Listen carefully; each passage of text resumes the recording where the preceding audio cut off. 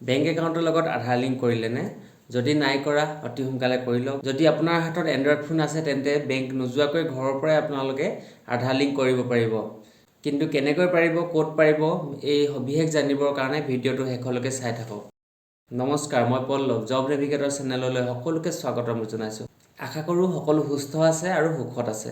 আপোনালোকৰ হাতত নিশ্চয় একোটাকৈ হ'লেও এণ্ড্ৰইড মোবাইল ফোন আছে। এই এণ্ড্ৰইড মোবাইলটোৰ জৰিয়তে আপোনালোকে ঘৰতে বহি বেংকৰ লগত আধাৰ লিংক কৰিব পাৰিব। কেনেকৈ পাৰিব, ক'ত পাৰিব, কিদৰে কৰিব, সেই সকলো জানিবৰ বাবে ভিডিঅ'টো চাই থাকক। এতিয়া আমি কম্পিউটাৰ স্ক্ৰীনলৈ লৈ আহিছোঁ। তাত আমি বিতংকৈ দেখাই দিছোঁ ক'ত কৰিব আৰু কেনেকৈ কৰিব। মই কম্পিউটাৰ স্ক্ৰীনত দেখুৱাইছোঁ, কিন্তু আপোনালোকে মোবাইলৰ যোগেদি কৰিব পাৰিব একেবাৰে সাধাৰণতে। আমি প্ৰথমে আধাৰ লিংক কোন বেংকৰ লগত হৈ আছে সেইটো কেনেকৈ চাই সেইটো আগে দেখাই লওঁ। প্ৰথমে মোবাইল বা কম্পিউটাৰত ক্ৰোম ব্ৰাউজাৰটো অ'পেন কৰি DBT বুলি টাইপ কৰি চাৰ্চ কৰি দিব। ফাৰ্ষ্টতে হোম পেজত DBT বুলি ওলাব, তাত ক্লিক কৰি দিব। ক্লিক কৰাৰ পিছতে এনেকুৱা এখন পেজ অ'পেন হ'ব আৰু তাত নৰেন্দ্ৰ মোদী ডাঙৰীয়াৰ ফটো ওলাব। তাৰে পেজটোৰ ৰাইট ছাইডৰ ওপৰৰ কৰ্ণাত চিটিজেন বেংক একাউণ্ট আধাৰ লিংকিং ষ্টেটাছ ওলাব, তাত ক্লিক কৰি দিব আৰু লগে লগে আধাৰ কাৰ্ডৰ অফিচিয়েল ৱেবছাইটটো অ'পেন হৈ যাব। তাতে লগইন অপশ্যনটোত ক্লিক কৰি দিলে আপোনাৰ আধাৰ নাম্বাৰ দিবলৈ আহিব আৰু ওচৰতে থকা কেপচাটো ফিল আপ কৰি লগইন উইথ OTPত ক্লিক কৰি দিব। নেক্সট এটা নতুন পেজ অ'পেন হ'ব। তাতে লেফ্ট ছাইডৰ তলত যে আছে বেংক চিডিং ষ্টেটাছ, তাত ক্লিক কৰি দিব। তাত আপোনাৰ কোন বেংকৰ লগত আধাৰ লিংক আছে সেইটো ওলাই পৰিব। এতিয়া আহোঁ মূল কথালৈ, অনলাইন আধাৰ লিংক বেংকৰ লগত কেনেকৈ কৰিব। যেনিবা আপুনি পাঞ্জাৱ নেশ্যনেল বেংকৰ লগত আধাৰ লিংক কৰিব বিচাৰে, তেন্তে ক্ৰোম ব্ৰাউজাৰত নতুন এটা পেজ অ'পেন কৰি ল'ব। তাত PNB আধাৰ চিডিং বা PNB আধাৰ লিংক বুলি টাইপ কৰি চাৰ্চ কৰি দিব।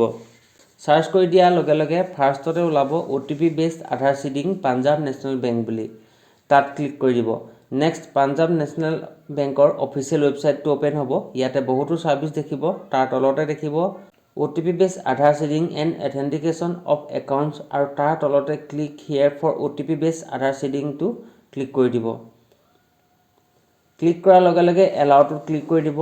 নেক্সট এটা নতুন পেজ অ'পেন হ'ব। তাত একাউণ্ট নাম্বাৰ আৰু কেপচা দি এণ্টাৰ কৰি দিলে আধাৰৰ লগত যিটো ফোন নাম্বাৰ লিংক হৈ আছে সেই নাম্বাৰটোত OTP এটা যাব আৰু এই OTPটো দিলে আধাৰ লিংক আপোনাৰ বেংকৰ লগত আধাৰ চিডিং হৈ যাব। ঠিক তেনেকৈ ইউনিয়ন বেংকৰ আধাৰ চিডিং কৰিব বিচাৰে তেন্তে নিউ পেজ এটা অ'পেন কৰি ল'ব। ইউনিয়ন বেংক আধাৰ চিডিং বুলি টাইপ কৰি দিব বা চাৰ্চ কৰি দিব। চাৰ্চ কৰাৰ লগে লগে প্ৰথমতে ওলাব লিংক আধাৰ নাম্বাৰ টু একাউণ্ট নাম্বাৰ, সেই তাতে ক্লিক কৰি দিব আৰু নেক্সট এনেকুৱা এখন পেজ অ'পেন হ'ব। লিংক আধাৰ নাম্বাৰ টু একাউণ্ট নাম্বাৰত লিখা থকা দেখিব।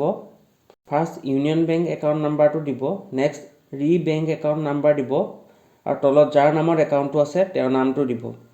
তাৰ তলতে আধাৰ ডিটেইলছ থাকিব, তাতে আধাৰ নম্বৰ টাইপ কৰিব আৰু নেক্সট এণ্টাৰ আধাৰ নম্বৰ দিব।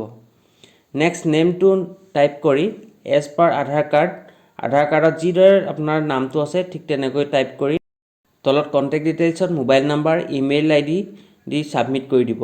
ছাবমিট কৰাৰ লগে লগে আপোনাৰ আধাৰ লিংক মোবাইল নাম্বাৰত OTP এটা আহিব আৰু সেই OTPটো ছাবমিট কৰি দিলে আধাৰ লিংকটো হৈ যাব বা আধাৰ চিডিং হৈ যাব। ঠিক তেনেদৰে ইণ্ডিয়ান বেংকৰ যদি আধাৰ লিংক কৰিব বিচাৰে ঠিক একেই প্ৰচেছ। নিউ পেজ এটা অ'পেন কৰি ইণ্ডিয়ান বেংক আধাৰ লিংক বা আধাৰ চিডিং টাইপ কৰি চাৰ্চ কৰি দিলে ফাৰ্ষ্ট যিটো ইণ্ডিয়ান বেংক অনলাইন আধাৰ চিডিং ওলাব তাত ক্লিক কৰি দিলে আধাৰ চিডিং পেজটো অ'পেন হৈ যাব। ইয়াত একাউণ্ট নাম্বাৰ আৰু কেপচা দি আই এগ্ৰি কনচেণ্ট ফৰ্মখনত ক্লিক কৰি ছাবমিট কৰি দিব। লগে লগে আপোনাৰ ৰেজিষ্টাৰ মোবাইলত OTP আহিব আৰু OTPটো ছাবমিট কৰি দিলে আপোনাৰ ডিটেইলছ ওলাই যাব।